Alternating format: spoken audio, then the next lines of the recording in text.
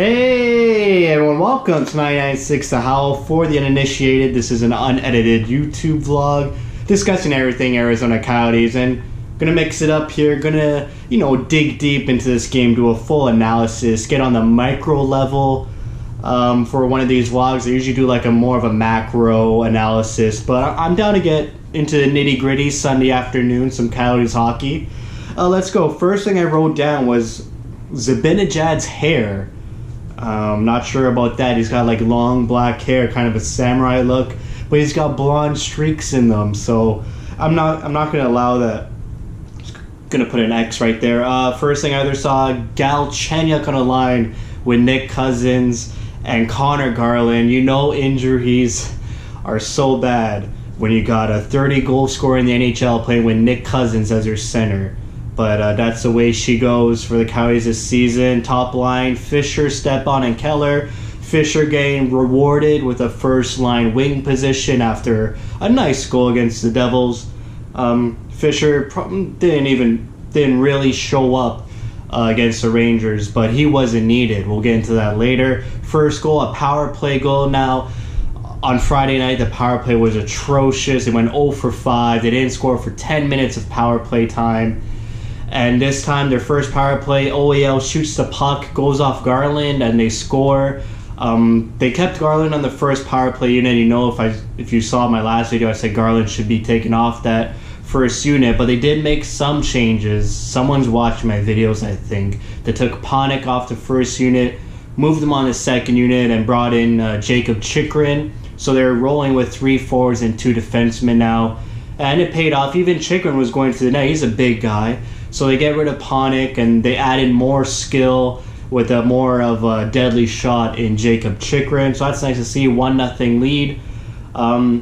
Rangers make a push right after the goal, but Coyotes, keep it at bay. They defend well, and then they go back the other way and get a goal. A scrambling puck in front of Lundqvist, and Kempe makes it 2-0. You gotta remember, Henrik Lundqvist was in this game. We're not talking about no pee-wee goalie. We're talking about the king himself getting the start in this game.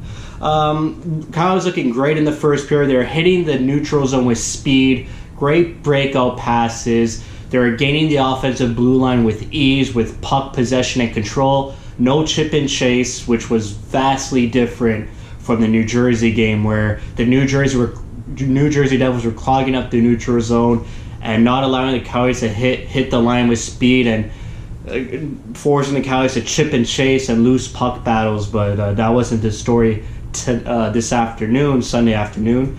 In that first period, 72% on the face-offs. That's a season record for period face-off percentage. And they had 18 shots in that first period, which is another season record for most shots in the first period. Yeah, I think when you win face-offs, it's obvious that you start with the puck and you start with possession, and you get to determine the play, you get to direct the play, you get to dictate that play. And very evident in the first period, 2-0 lead. Let's go Coyotes. Second period, the domination continues.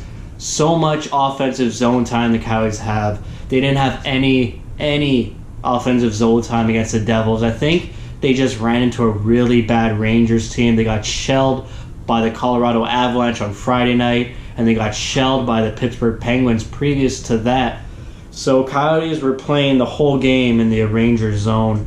And then Galchenyuk gets on the board with an assist. He hits the blue line with speed, passes it to Nick Cousins, and he shoots it, and it's deflected off Garland, and Garland gets his second goal of the game. Connor Garland, who we could say effectively replaces Brendan Perlini. He's got 5 goals. I didn't take down how many games he's played. I think he's played about 12 to 15 games, but that's already 5 goals for this guy. He's a goal scorer, and Tocchet is giving him opportunities to score so much, playing on the power play unit, top power play unit, and playing them with guys like Alex Galchenyuk. 3-0, and then Archibald gets into a fight. Archibald, I think it's his first fight. I haven't seen this guy fight. He may have had one other fight, but I probably missed it.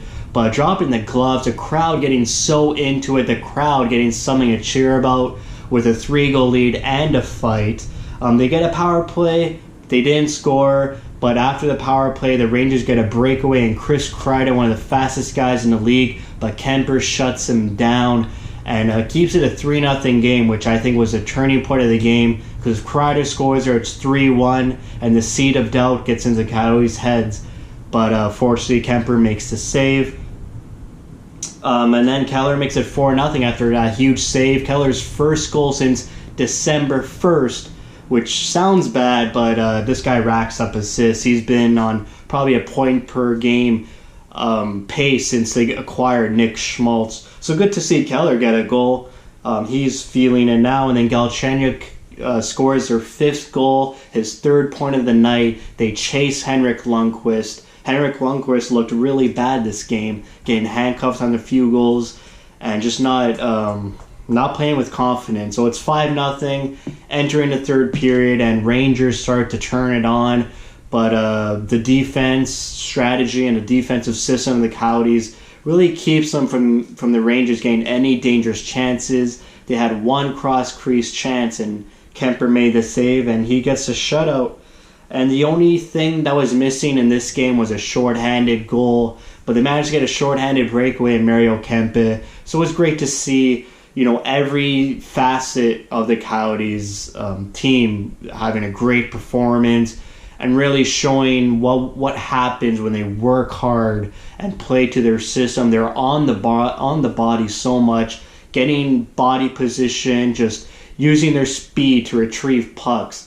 That's the thing this Coyote team needs to do night in and night out, is use their speed not only to score goals and generate offense, but to chase after loose pucks and to get to pucks first, use their body before the other team could get a chance to retrieve that puck.